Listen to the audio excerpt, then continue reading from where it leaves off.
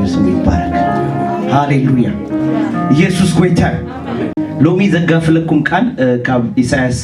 60 ተበገሰ ቃል ብዛዕባ ወንጌል እዩ ሞር ከዘጋክረና ደልዩ ዘለዎ ቃል አምላክ ሎሚ እግዚአብሔር ይመስገን ክብርና አምላክ ነው አሜን አሜን ከመለኹም ሁሉ ሰላም ነው እስቲ ሰላም ተባሃሉ ንሽተ እግዚአብሔር ይመስገን ተራኺብኩም ደሁን ካብትመጡ አይተራኸብኩም ከመለኻ ደሐንዲ ካብሉ ኢየሱስ ጎይታ ቃል አምላክ ከንብቤ ኢሳይያስ 60 ካብ ቀዳማይ ቁጥሪ ጀሚረ ማለት እዩ ከምዚ ይብል ቃል አምላክ ብርሃንኪ መጽኡ ክብር እግዚአብሔር ከአ ወጢልኪ እዩ እሞ ተንስኢ አብሬ ክብርና አምላክ ነው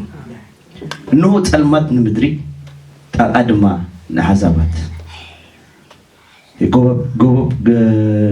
የጎልብቦም ግናኸ እግዚአብሔር አብ ለእሌኻ ክወፅእ ክብሩን አብ ለእሌኻ ከርኢ እዩ አሕዛብ ናብ ብርሃንኪ ነገስታት ከአ ናብ ጸዳል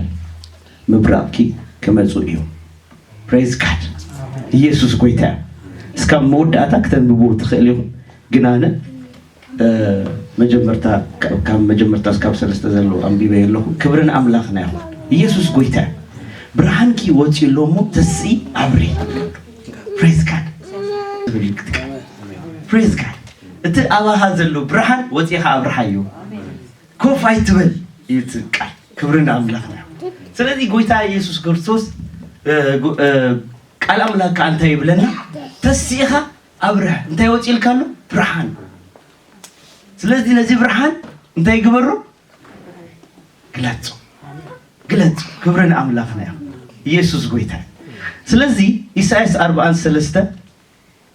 እንታይ ይብለና ቃል አምላክ ብርሃን እንድሕር አለካ ብርሃን ይስካ እንድሕር ወፂኻ አሕዛብ ከም ዝሕበካ ፍሉጥ ኢየሱስ ጎይታ እንታይ ይብላሉ 43 እጂ ካብ 7 ጀሚረ ከምብቦ ሰሜንን መልሰህ አምጣ ደቡብን አትከልክል ወንዶች ልጆችን ከሩቅ ሴቶች ልጆችን ከምድር ዳርቻ ፕሬዝ ጋድ እዚ ሁሉ እንታይ ይሉ አህሊፉ ከይበካ ስለዚህ ወፂኻ ግን ከተብርህ አለካ ብርሃንካ አርኢ ፕሬዝ ጋድ አብ ቀዳማይ ጴጥሮስ 2:9 እንታይ ይብለና ክብሩን እንድትገልጡ ይሉና ጸውኢን እትና ናይ እግዚአብሔር ክብር ክንገልጽ ማለት ነው ከንብወይ ኢየሱስ ጎይታ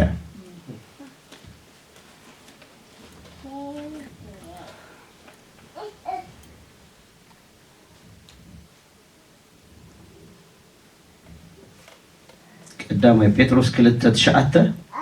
እንታይ ይብለና እናንተ ግን ከጨለማ ወደሚደነቅ ብርሃኑ የጠራችሁ የእርሱን በጎነት እንድትናገሩ የተመረጠ ትውልድ የንጉስ ካህን ቅዱስ ሕዝብ ለርስት የተለየ ወገን ናችሁ እዚ ቃል እዚ ኩል ሻነን ብወይና ነህና ንጥቀመሉ ካብ ጸልማትና ብርሃን ወፂና ንሕጎሲና በጣም ጽቡቅ ግን ወፂኻላ እንታይ ይብለካሎ ግን ብርሃን የጠራችሁ የእርሱ በጎነት ትናገሩ ዘንድ ይቅጽላል እዚ ብርሃን ሱኢል ኮፍ ዝብል ነገር ዘይኮነ ወፂኻ ሻይን ክገብር ወፂኻ ከተብርሆ ዝግባአካ ከምቲ እስኻ ዝተጸባይኻዮ እምበረ ከምቲ እስኻ ዝሓሰብካዮ እምበረ እግዚአብሔር ግን ካብቲ ዝሓሰብካዮ ካብቲ ዝተጸባይኻዮ ላዕሊ ክሰርሕ ሬዲ ጥራይ እስኻ ውፃእ እስኻ ዝተባሃልካዮ ተኣዝዝ እምበር ንሱ አሕዛብ እንታይ ይብለና አብ 43 ኢሳይያስ አንተው የዘንበብኩልኩም ሰሜን መልሰህ አምጣ ደቡብንም አትከልክለው ወንዶች ልጆች ከሩቅ ሴቶች ልጆችም ከምድር ዳርቻ የሰሜን የተጠራችሁ ለክብሬም የጠራሁትን ያደርጉት ሁሉ አምጣ ከተምጽ እዚ ሁሉ ህዝብ እንታይ ክትገብር ክትጽው እንታይ ይለካለሁ ብርሃን ካገሪጸሉ ብርሃን አብ ለኢሌኻ አምጽየሉ ብርሃን ወጪልካለ ካብ ጸልማት ናብ ብርሃን ዘምጣኹካ ብዝ ምክንያት ስለዚህ ግለጽ ይብላሉ ኢየሱስ ጎይታ ክንገልጽ ግድ ኢየሱስ ጎይታ ክብርና አምላክና ስለዚህ እዚ ብርሃን እዚ ዝወጸሉ ህዝቢሲ ብርሃን እንታይ ማለት እዩ ብርሃን ሲ ወጪልካሎ ማለት እንታይ ማለት እዩ እንዳርኢልካ ብርሃን ናይ ምንታይ መግለጽ እዩ እንዳርኢልኩምኒ ናይ ሙልአት مغلطي ملأت منفس قدوس مغلطي برهانم كونه إلو برهان كونه praise God برهان إلو انتي يكون برهان كوين إذا فترة هذا سلسطة انتي يزبلنا برهان يهون على برهان يهون قال أملاك يكون برهان قبل اللي خاندهر كوين برهان كي حاط تكون تخيل كالك تكون أي تخيل ስለዚህ እዚህ ናይ ብርሃን መግለጺ ሓደ እንታይ ብርሃን እንታይ እንዳሪልና ኃይል እዩ ሙልአት እዩ ክብሪ እዩ ኢየሱስ ጎይታ ሃሌሉያ ሎሚ በኃይል ክንወጽ አለና አንጾኪያ ቤተክርስቲያን በወንጌል ክትፍለጥ አለዋ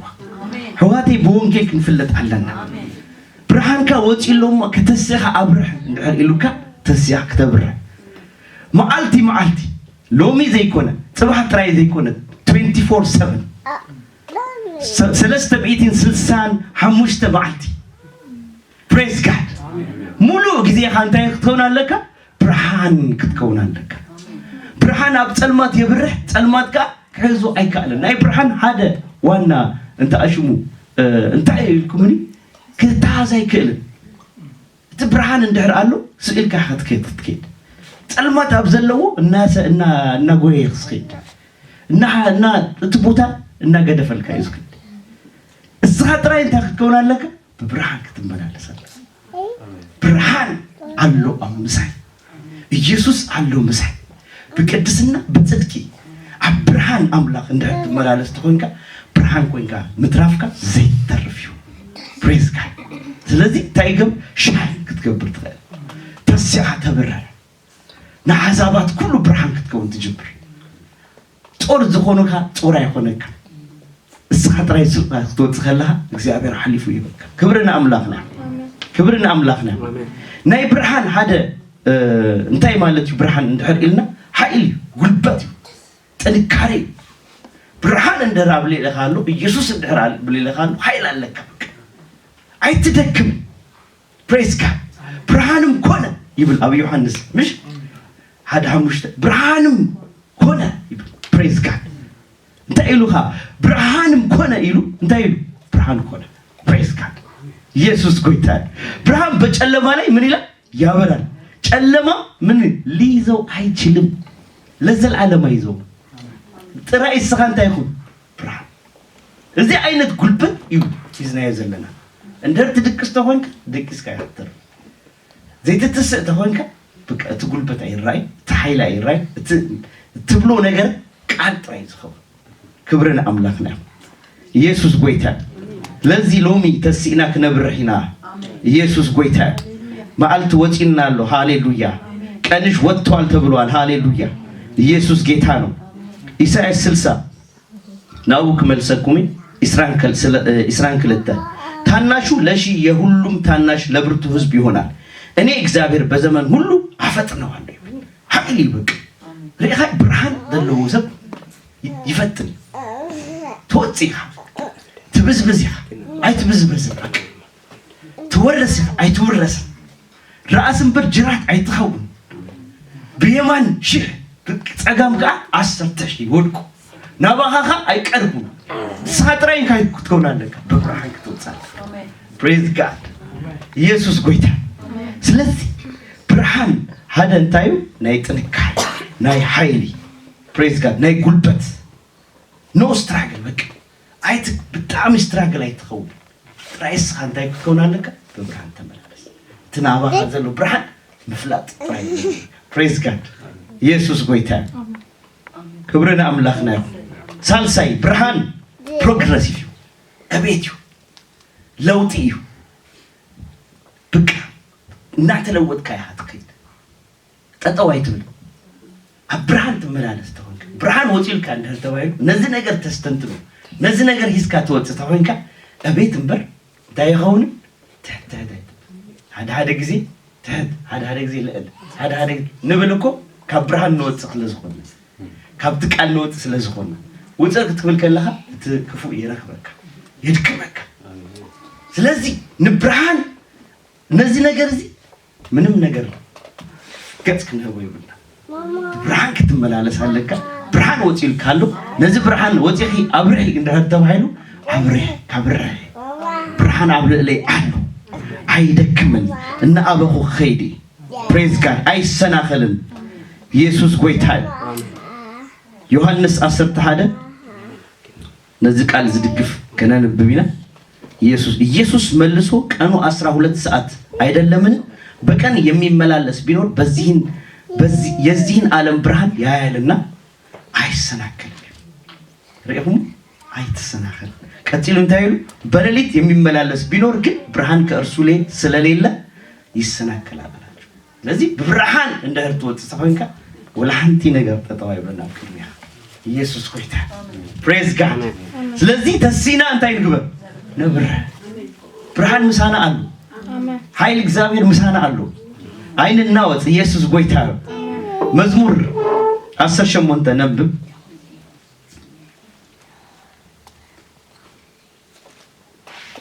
መዝሙር 18 36 ነዚህ ብርሃን ዘለው ሰው አረማመዴና በበታቼ አሰፋ እግሮቼ አልተንሸራተቱም ብርሃን ዘወጥ ሰብ አይሰምጥ አይደንግጥ ተባታለሁ በቃ አይናወጥ በብርሃን ወጪው ወንጌል ይዛል ፕሬዝ ጋድ ኢየሱስ ጎይታ ብርሃን ናይ እቤት ምልክት እዩ ፕሬዝ ጋድ ኢሳይያስ መልሰካ ከወስደኩም አብ ኢሳይያስ 60:4 አይኖችሽን አንስተሽ በዙሪያሽ ተመልከቺ እነዚህ ሁሉ ተሰብስበው ወደ አንቺ ይመጣሉ ወንዶች ልጆች ከሩቅ ይመጣሉ ሴቶች ልጆችም በጫንቃ ላይ ይሸከማሉ ፕሬዝ ጋድ እንታይሉ አይኖችሽን አንስተሽ በዙሪያሽ ተመልከቺ እነዚህ ሁሉ ተሰብስበው ምን ይላል ወደ አንቺ ይመጣሉ እንታይ ከተከውን ከለካ በብርሃን ትወጣለህ ፕሬዝ ጋድ በብርሃን ጣይ ወጣንበር አቤት ጣይ ምሰበካ እንታይ ትኸውን እና አበኻት እና በዛኻት እና ወረስካት ኸይድ ዘይበጻኻዮ ቦታ ክትበጽ ትጅምር ፕሬዝ ጋድ ብርሃን በተፈጥሮኡ ኢየሱስ ክርስቶስ ማለት እዩ በቃ በብርሃን ትመላለስ ተወንካ መንፈስ ቅዱስ ምሳኻ ሁልሽ በቃ መንፈስ ቅዱስ ምሳኻ ይሁንበር አይትናወጥ አይትደክምን አይትፈራም ንማንም ክትዛረብ ብትባት ትዛረብ ምክንያቱም እንት ዘአተው ብርሃን ህያው ዝኾነ ኃይል ዘለዎ ንሁሉ ዝኽል ፕሬዝ ጋድ ህይወት ዘህብ ምክንያቱም ነዚህ ክብሪ ክንገልጥ ተጸዊናለና ካብ ጨልማት ናብ ብርሃን ዝመጻኻ ኮፍኪልካ ከተምልክ ጥራይ ይኮን ክነመስግን ጥራይ ይኮን ካብ ምስጋና ሓሊፍካ ንብዙሓት ሰባት ክትበጽ ኢየሱስ ጎይታ ብዙሕ ነብሳት ይጽበየናሉ ተሲና ነብርህ ብርሃንኪ ወጪሎ ህዋቴ ብርሃንካ ወጪሎ በኢየሱስ ክርስቶስ ሎሚ ተሲኻ አብርህ በጌታ በኢየሱስ ስም ናይ ብርሃን ሓደ ካለ ምልክቱ እንታይ ውበት እዩ ፕሬዝ ጋድ ክብደት አለው ፕሬዝ ጋድ አብ ክልተ ቆሮንቶስ ካላይ ቆሮንቶስ ምን አለው ዘንብ በል ይቀልጥፉ ካላይ ቆሮንቶስ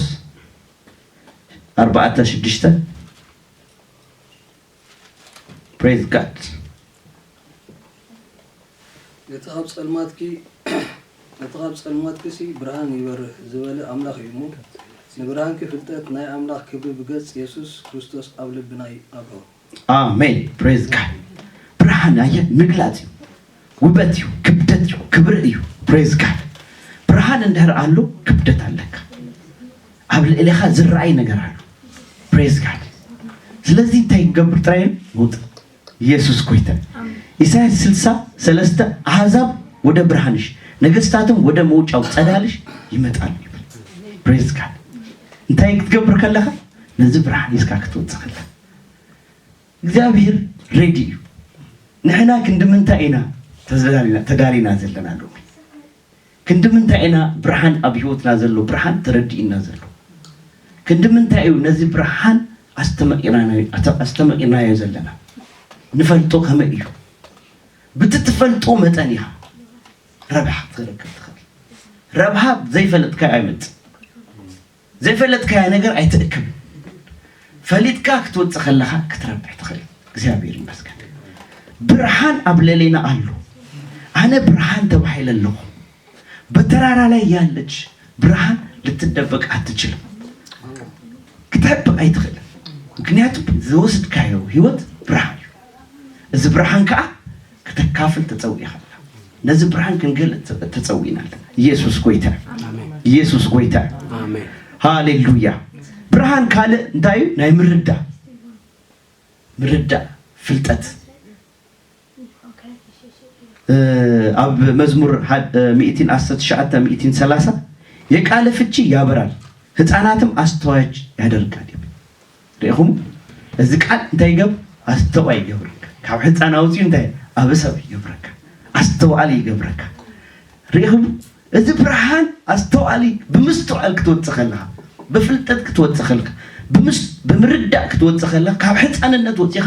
ንኻልእ ሰብ ክትአቢ ጥጦ እስካብ ሕጂ ጥጦ ተኾንካ ወላ ሓንቲ ክትገብር ኮፊልካ እጥዋይ ጥራይ ኣብዚኣ ትርፍ ዘለካ ብደንብ ክትበርጥ ኣለካ ሓቂ። እንድሕር ግን ካብ ትልዓለ ደረጃ ጥጦ ወዲኻ ኣብ ስጋ ኣብ ዓፅሚ እንድሕር ወፂኻ ካልኦት ክትምግብ ክትክእል ኣለካ። እግዚአብሔር ይመስገን። ስለዚ ጳውሎስን አን ንእሽተይ ነበርኩ ይብል ትንሽ ነበርኩኝ አቆጣጠሪም በትንሽ ነበር አሁን ግን የትልቅ ሰው አቆጣጠር ቆጠርኩኝ። ሪኡሙ እና አበ ኸይድ ከሎ እታ አቆጣጠሩ እታ አተሳሰቡ በአሉ እና ተቀየረ እና አበ ከምዝ ኸደ ይዛት ኢየሱስ ጎይታ ክብርና አምላክና እዚ ብርሃን ናይ ፍልጠት ናይ ምርዳ እግዚአብሔር ይመስገን። ኢየሱስ ጎይታ ሃለ ብርሃን ናይ ሞገስ ናይ ድፍረት ፕሬዝ ጋድ ኢየሱስ ጎይታ ኢሳይያስ 60:9 እንታይ ይብል? ኢሳይያስ 60:9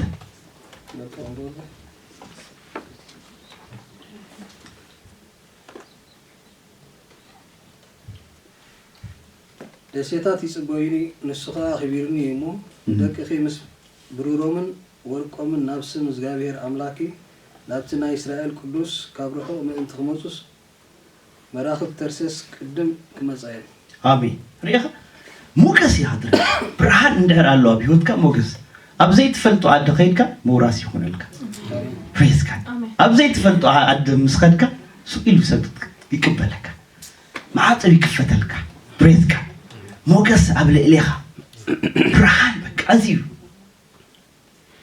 ዘይሰምዑ ዝመስሉኻ ንስኻ ምስ ከድኻ ይሰምዑኻ እንት ምንታይ እንድሕር ኢልካ ብርሃን እቲ ብርሃን ፕሬዝ ጋድ ኢየሱስ ጎይታ። ኢሳይያስ 55:5 እንታይ ይብል?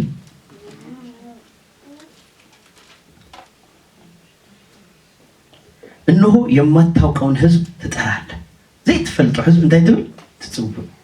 ኣብ ዘይትፈልጡ ዓዲ ዘይትፈልጡ በቃ ኣይፈልጡኻን ኣይትፈልጦምን ግን እንታይ ኣሎ ኣብ ልዕሊኻ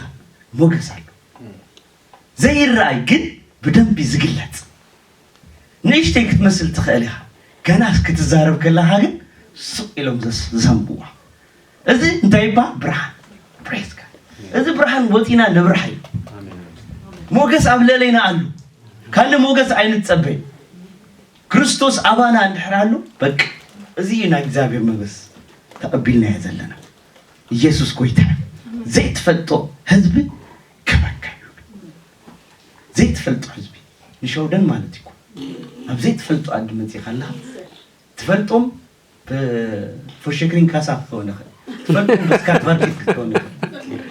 ብወንጌል ክትፈልጦም ክትክእል ኣለካ ብወንጌል ብብርሃን ክተሪኦም። ምክንያቱም ንሕና እቶም ካብኦም እሶም ካብ ዝሓዝዎ ንሕና ዝሓዝናዮ ብርሃን ይበልጥ እዩ። ናቶም ናይ ምድሪ እዩ ናትና ግን ናይ ዘላለም እዩ። እዚ ናይ ዘላለም ዝኾነ ብርሃን ሂዝካ ናይ ምድሪ ካብኦም ተቐበልካ ከምኦም ተመሳሲልካ ክትነብር ፈቃድ ኣምላኽ ኣይኮነ። ግን እንታይ ክትገብር ኣለካ? ንኦም እሱን እናተቐበልካ ካባኻ ቅበልዎ ዘለዎም ነገር ክትቦም ክትክእል ኣለካ። ኢየሱስ ጎይታ ኢየሱስ ጎይታ እዩ ክትብሎ ኣለካ። ኢየሱስ የድሕኒ መድሓኒ እዩ። ኢየሱስ ጎይታ ኣብ ዝኸድኩሞ ኸይድኩም ኣብ ስራሕ ተኾነ ኣብ ስራሕ ምናልባት ይከብድ ይኸውን ግን ኣብ ዝኾነ ዓይነት ቦታ ዘይፈልጡኻ ቦታ ክትኸይድ እንታይ ኣለዎ ቃል ኣምላኽ ተዛሪቦ ኣይሕዙኻ ኣይሓስሩኻ ትዛረቦም ትኸይድ በቃ ወላ እዚያ ወረቀት ምሻላ ተዋሃብ ይብካት ኸይድ ወንጌል ይስሙ ብስተኻለካ ነገር ይኸትገብር ክብርን አምላክ ስለዚህ አይነት ተሐስ ተስኢና መብራህ ይኹነና እዛ ዓመት እዚ ተስኢኡ ናይ መብራህ ጊዜ እዩ ተስኢና ወንጌል ዝዛረበሉ ጊዜ እዩ ታዩ ዝብል ዘሎ እዚ ትሄዲ ግን አነ ንዓይ ወላ ጸሊ ብጠንቢ አይጸሊን ብደንብ ቃል አምላክ አይነበም ትብሉ ዘባት ጀምሩ እግዚአብሔር ምስራህ ከጀምር እትናትከ ኃይል አይትራይ استقبلكاي راي اوش تخازلو برهان زتحاز ايكون نخلو سب زورس مكنياتو برهان اب ጸልማት يبر ጸልማት አይحزون ይብል ማንንም በጣም ጽቡቅ ተዛራቢ ዝባል ከሕዞ አይከል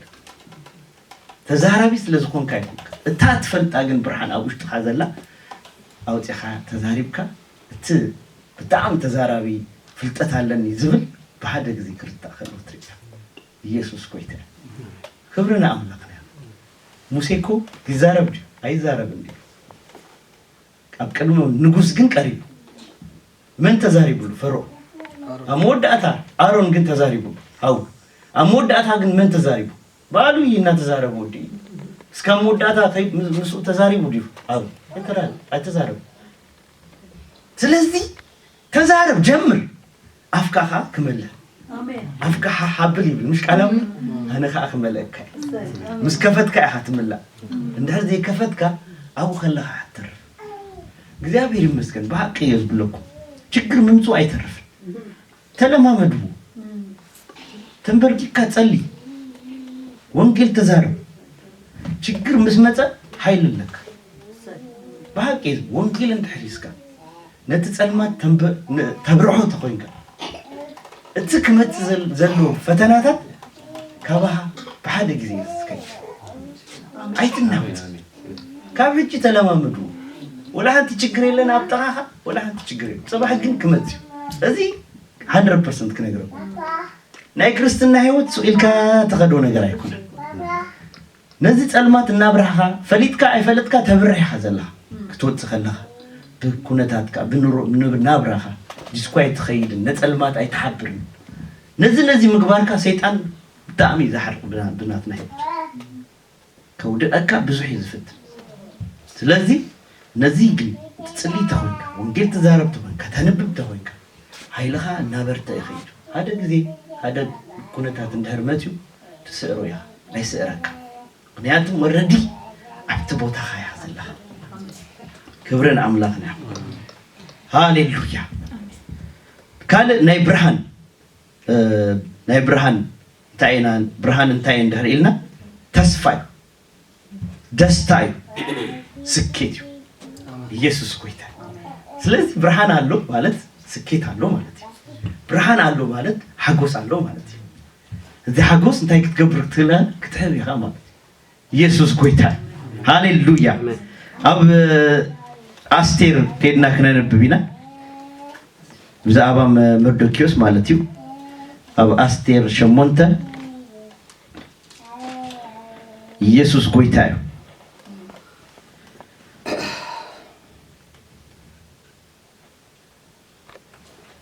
አስቴር ሸሞንተ 16 እስከ 17 ለአይሁድም ብርሃንና ደስታ ተድላና ክብር ሆነ ይብል ለአይሁ አብ መርዶክዮስ እንዳይመጽዩ ማለት እዩ ብርሃን ወጽዩ ናይ ብዙሕ ዓመታት ምድፋ ናይ ብዙሕ ዓመታት ምግፋ هذا ما قالت برهان وصيت praise God የንጉስም ትእዛዝ አወጀ praise God ብርሃን እንደራለው በቃ ሁሉ ነገር ከቀየረ شو انت يتكبر تجمر مقيا تجمر ኢየሱስ ኮይታ እንታይ ስለዚህ ገበሬው መርዶክዮስ ግን ካቦቱ ግን አይወጣም አብቅድም አምላክ ማልት ይጽልይ አብቅድም አምላክ ይመላለስ ንማንም ካ አይሰግድን ዝበለ ተጠው ኢሉ በይኑስ ተረፈ እዚ ብርሃን ዝተረዶ ብርሃን ሓደ ማልቲ በኃይል መጽ ይበቅ ነዚ ብርሃን ተፈልጦ ተኾንካ ነዚ ብርሃን ተፈልዮ ተኾንካ እንታይ ይገብረካ ሓደ ማልቲ ይገልጸካ አሜን ፕሬዝ ጋድ ተገሊጡ መርዶክዮስ እንታይ ብለና መጨረሻ የንጉስም ትእዛዝ አወጀ በደረሰም በደረሰበትም አገር ከተማ ሁሉ ለአይሁድ ደስታና ተድላ የግብዣም ቀን መልካም ቀን ሆነ። አይሁድም መፍራት ስለወደቀባቸው ከምድር አሕዛብ ብዙ ሰዎች አይሁድ ሆኑ ይብል ወሪስ ፕሬዝ ጋድ አይገርምኩም? ብዙሃት ሰባት እንታይ ኮይኖም አይሁድ ኮይኖም በቃ ተወሪሶም ናኡ ኢየሱስ ጎይታ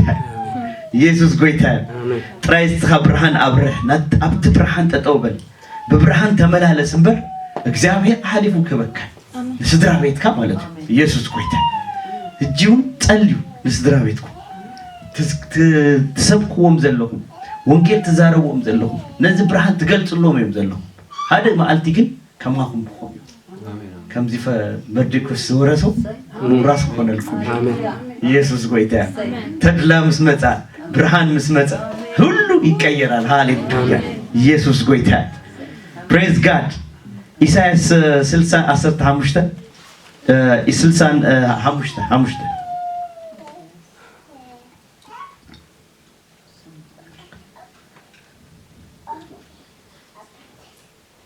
ታይተብል ኢሳይያስ እንደ 65 በዚያን ጊዜ የባህሩ በረከት ወደ አንቺ ስለሚመለስ የአሕዛብ ብልጥግና ወደ አንቺ ስለሚመጣ አይተሽ ደስ ይልሻል፣ ልብሽም ይደነቃል፣ ይሰፋል። ፕሬዝ ጋድ ኢየሱስ ጎይታ ተድላ ፕሬዝ ጋድ ስፋት ኸው ፕሬዝ ጋድ ብርሃን ማለት መስፋት ነው። ወጽኻ እንታይ ትገብር ከለኻ ተብርህ ከለኻ እናሰፋህ ትኸይድ እንታይ ትከውን ኣለኻ ማለት እናረባህ ትኸይድ አሕዛብ ተምጽእ ቤተክርስቲያን በነፍሳት ትመልእ ኢየሱስ ጎይታ አሜን ነው። ፕሬዝ ጋድ ኢየሱስ ጎይታ ኢሳይያስ 60:3 እንታይ ብለና አሕዛብ ወደ ብርሃንሽ አንተም አንቢብና ያኔ ፕሬዝ ጋድ ነገስታት ወደ መውጫው ጸዳል ይመጣሉ። ኢየሱስ ጎይታ ኢየሱስ ጎይታ እዚ ኢሳይያስ 60 ቅድሚኡ ዘሎ 59 እንታይ ብዛዕባ ናይ ንስሐ ጊዜ ከም ዝነበሮም ይዛረብ። ቀጥሉ ግን እግዚአብሔር ክበጽሖም ከሎ ክባረኹም ከሎ ንሪ ክባረኹም ከሎ ግን ካብቲ ዝወደቕሉ ክትሱ ከም ዝኽእሉ እግዚአብሔር እንታይ ልዎ ብርሃን ክወጽሎም ተስያሙ አብረሂሉ ዝደከምና ክንህልው ንኽእሊና ሮሚ ግን ምትሳእ ሆነና ፕሬዝ ጋድ ዝገደፍናዮ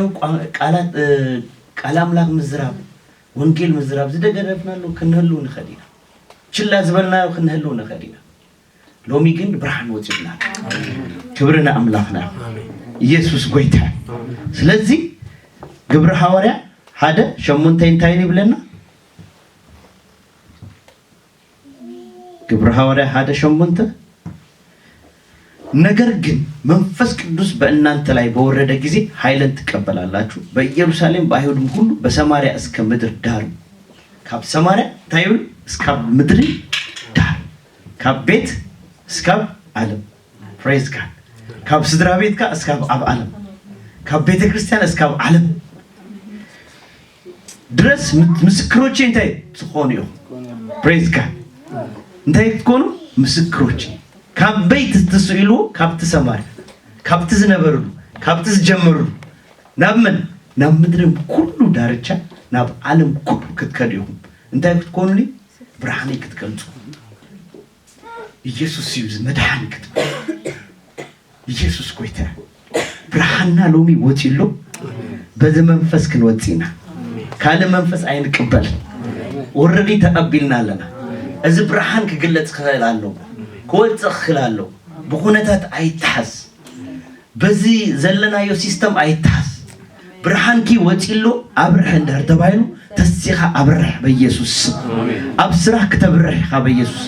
አብ ህይወትካ ከተብረህ በኢየሱስ አብ ኩሉ መነባብሮና ከነብረህና በኢየሱስ ክርስቶስ Thank you Jesus አማቴዎስ ከአንታይ ብለና ኩሉ ኪዱ ይብልምሽ እስራኤል ሸሞንተ አሞዳታ እንግዲህ ሂዱና አሕዛብ ሁሉ በአብ በወልድ በመንፈስ ቅዱስ ስም እያጠመቃችሁ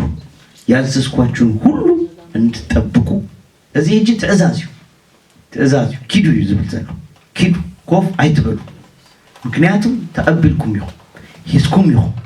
ኪዱ ታዩ ግበሩ በቃ ተዛረቡ ብርሃንኩም ግለጡ ኃይልኩም ግለጡ ፈውስ ግለጡ ኢየሱስ ጎይታ ያስተማርኳችሁን ደቀ መዛሙርት አድርጓቸው እነሆም እስከ ዓለም ፍጻሜ ድረስ ሁሉ ጊዜ ከእናንተ ጋር ነኝ ፕሬዝ ጋድ ቃል ገብቷል ቃል አትይሎ ትእዛዝ ካሂቡና አለኩም ሳኹም ኪዱ ግን ይብላሉ ክትከይድ ከለኻ ምስ መን ኢኻ ትወፅእ ዘለኻ ምስ ብርሃን ወፂል ካሎ በቃ ብርሃን ኢየሱስ ጎይታ ምሳና አሎ ብርሃን ኢየሱስ ጎይታ ምስ ብርሃን ክንወፂና ሃሌሉያ በአብ በወልድ እናጠመቅና በኢየሱስ ክርስቶስም ደቀ መዛሙር ክነፍሪና ፕሬዝ ጋድ هذا سب بقولتا زي أنت سب دهر علو كابزيس أجمعير يتسب برهان ما يبلك برهان يبلك كندي أمد جبنا لنا أبيت كأملا أصرت أمد زجبرنا لنا همشت أمد كل الدرا نبل زلنا ويس نقل صلنا فهاك كتحسبون لك ممكن نرأس خس كتوقسال لك شو وقت وتصال لك وإذا كأوقت نبذ يكونس توقسا تزاربا تهكلا يكون كنت بلا شو وقت وتص praise God ኢየሱስ ጎይታ ስለዚህ መጀመርታ ጊዜ ጎይታ ክንቀበል ከለና ዝነበረ ምዝራ ዝነበረ ናይ ብርሃን ሙጣ እሱ ህጂ ይመለስ ንዛረቡ ናይ ጎይታ ፍቅሪ ይመለሰልና አሜን በቃ አይንልመዱ ጎይታ አይልመድ ኩሉ ጊዜ እንታይ አዲስ እትናይ ቀደም መልሰለኝ ንበል እትናይ ቀደም እንደር ተመልሱልካ ኩልሻ ተዛራቢ ያኸው ጎይታ ፍቅሩ ጎይታ حلو ጎይታ ምህረት ተዛሪብካ ህጂ ግን ተለምዶ ምህረት ክብር ትብል ገለገለ በረከት ትብል መጣስ ገለ ትብል ካለ ነገር ትብል እንት ምህረቱ ዘአበይ ነገር ይዝና ያለና እንት ናይ እግዚአብሔር ኃያል ዝኾነ ብርሃን አብለለና አሉ እሱኻ እግዚአብሔር ሞገሱ በአሉ ይዝከፍ በአሉ ዘር ጥራይን ህና ንውጣ በብርሃን ገላ ንመናለስ አብዚ ንጽና እግዚአብሔር ከገልጾ እዩ ኢየሱስ ጎይታ አሜን praise god አሜን ክብርን አምላክና አሜን ሃሌሉያ አሜን አሜን ክብርን አምላክና አሜን አሞ ወዳታ ታቃል አንቢበ ክንጽልይና ኢየሱስ ጎይታ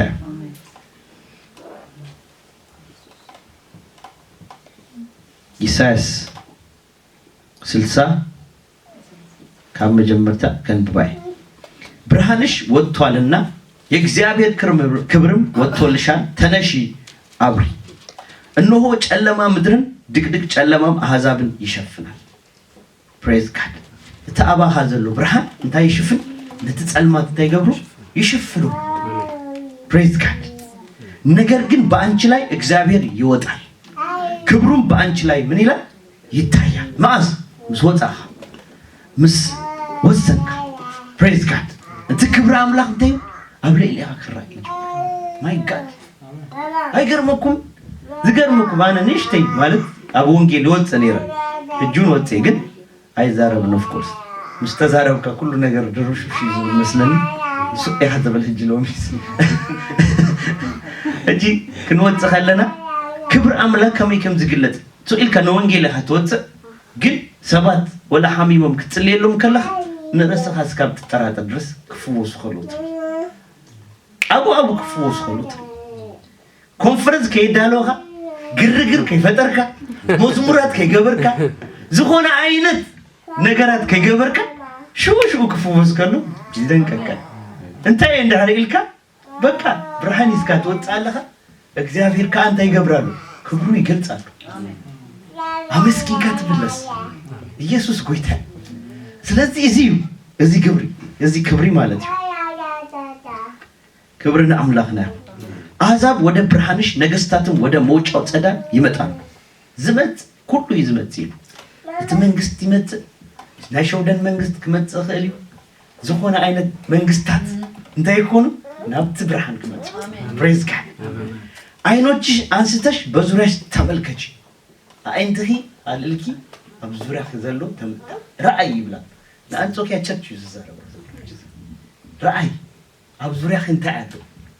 ዝሞተ ነገር አለ ክትስ ዝግቦ ነገር አለ ብርሃን ክበርሐሉ ዝግባ ነገር አለ ዋ ክንደይ ጸልማት ይዘለው አብዙሪያህ ኮፍ ክንብልየብልና ክንወጣለና በህብረት በውልቂ ወንጌል ትወጽአለካ ወንጌል ሙጻእ ማለት እንታይ ማለት እዩ እቲ ናይ እግዚአብሔር ብርሃን እቲ አብለሌኻ ዝረአኻዮ ዝተማኸርካዮ እቲ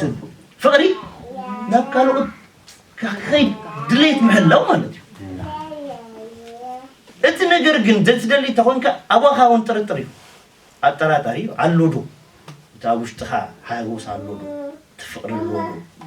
ናይ ህላውነት እግዚአብሔር አሎዶ ክትጠራጠረሉካ